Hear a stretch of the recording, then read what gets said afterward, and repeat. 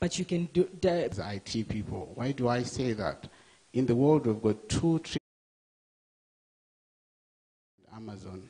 These companies, Apple, Amazon is 24-year-old.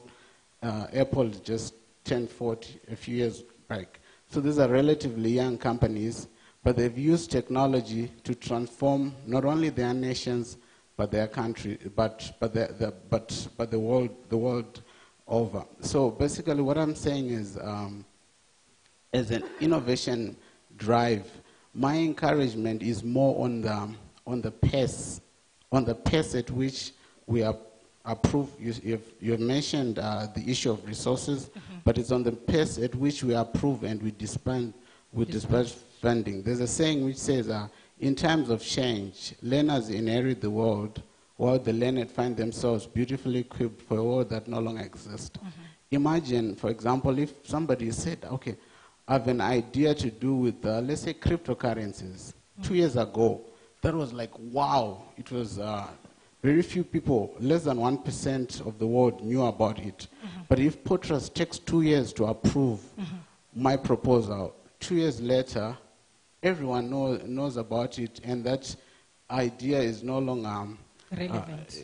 Exactly. Okay. So my point then also is on the adjudication.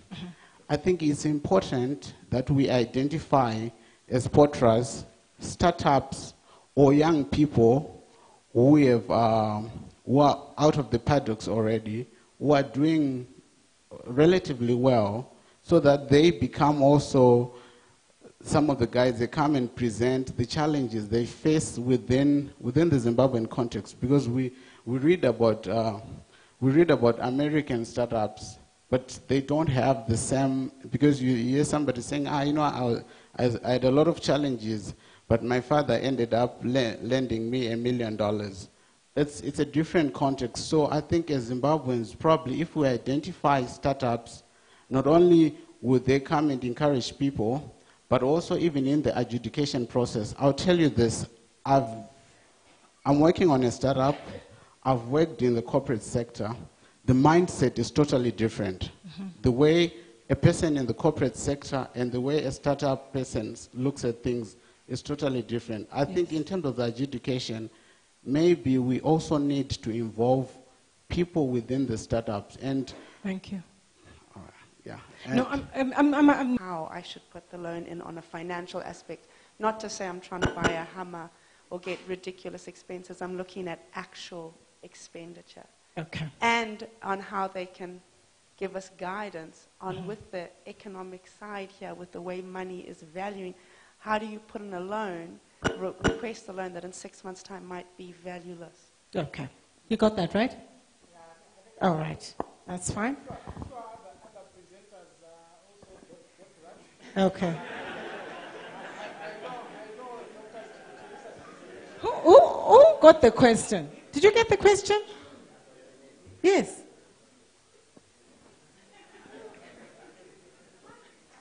No, your microphone probably was not really like closed like mine. You are saying, from what I'm hearing, okay. Your microphone like this. Yeah, like this. Oh, is this better? That's better. Okay, I apologize. I'm not the best at public speaking. Speak slowly. I apologize. Okay. I am not the best at public speaking. Okay. My heart is racing.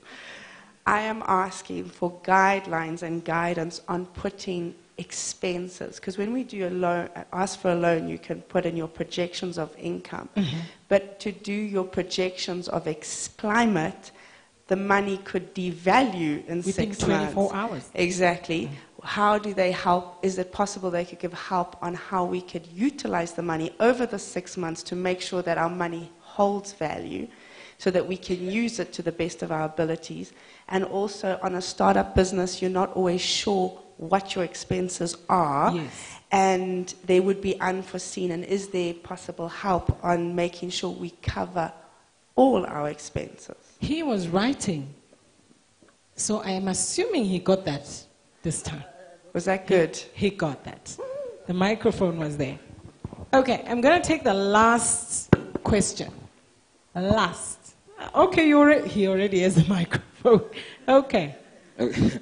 Yeah. This is corruption. Yeah, I agree. Okay. Yeah, my name is Chakuzwa Mature. I work for Telecel. I would like to thank the chief and the madam there. He is a contributor to this fund, so I don't expect him to be asking a question. Yes, I also happen to be a tech entrepreneur. Ah, okay. In my spare time, I dabble in this and that. Ah. My question is more for contribution, really. If you are a tech entrepreneur and you've tried to get business, you will discover that getting the right people, or getting to meet the right people who are able to make decisions whether or not they are going on board with whatever you are proposing is a nightmare. While we appreciate the financial assistance in getting our businesses up and running, but I think also getting us with the right people, like captains of industry or bit insurance, transport, whatever space that somebody operates in, would be of great assistance to this drive. Thank you so much. You were at the breakfast meeting with the industry, right? At the Crown Plaza. Yes. We've had those platforms. Who was there? Okay. We had a full house like this. So maybe they are busy today, or they didn't come today because they already have passed that stage. But we have had such a platform with the industry, captains of industry, where we had CEOs of industry together with government ministers, permanent secretaries, finance, accountants, and things like that, just to have that interaction, get their expectation, get their guidance in terms of how innovators can fully realize the potential. So, and your CEO was there. She was one of the people that was answering questions. So, you know, we have done those, and I think like Mr. Chiripanura has kindly, generously authorized me to have more of such as my finance director. I'm sure we're going to have more platforms where you're going to be able to interact with them. But I'll give Mr. Mujuru the microphone so that he can respond to those questions. The tea is getting cold. Thank you, Sima.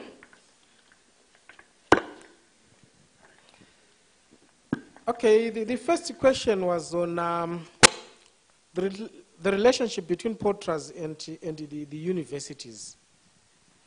I'm sure in the Director General's welcome remarks that were given by Mr. Chiripanura, he alluded to the fact that we are now in the process of considering working with innovation hubs.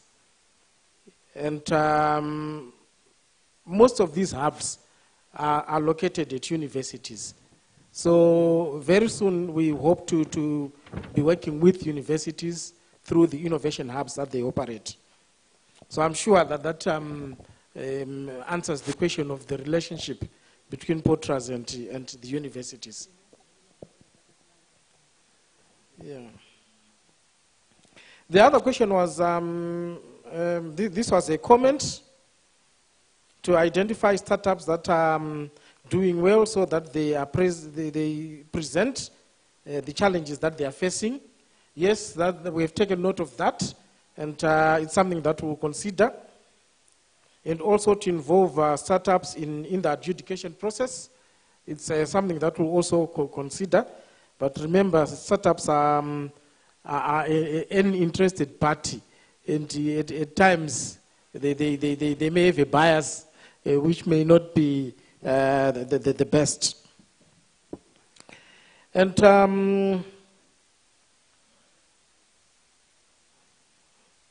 the other one was on guidelines from the lady from Chief Mnangagwa.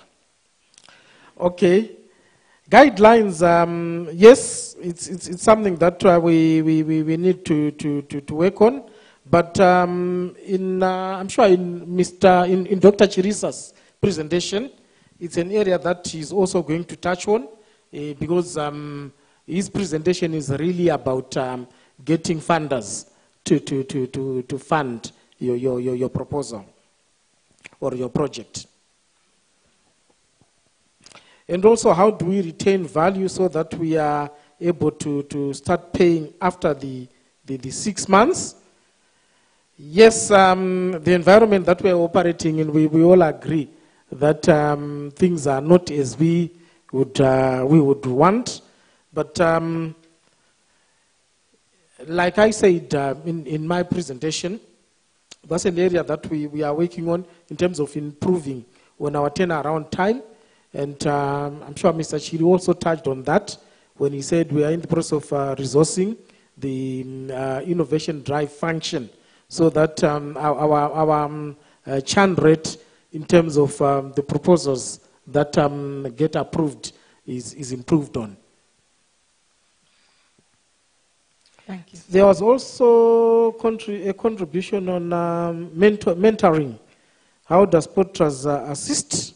I think this goes back to the issue of innovation hubs and incubation centers where we can assemble a group of professionals that can work with the innovators.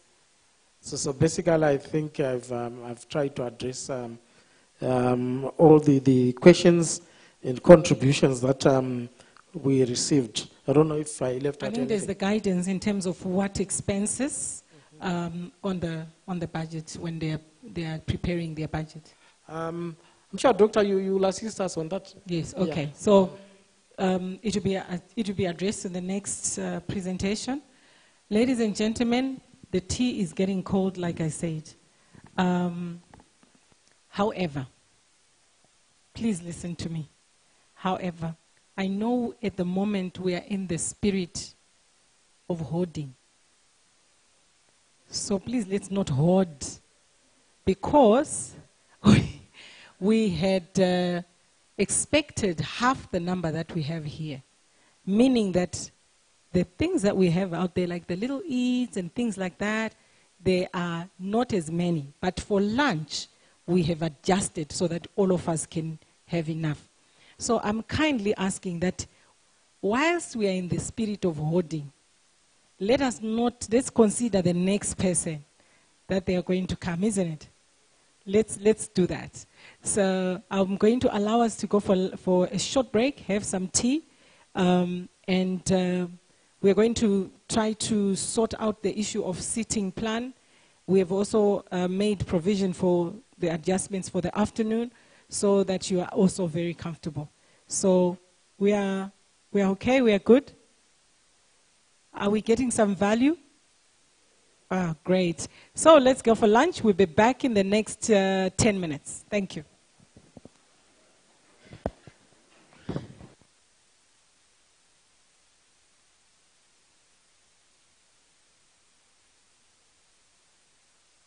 It's not lunch, it's tea. It's not lunch yet.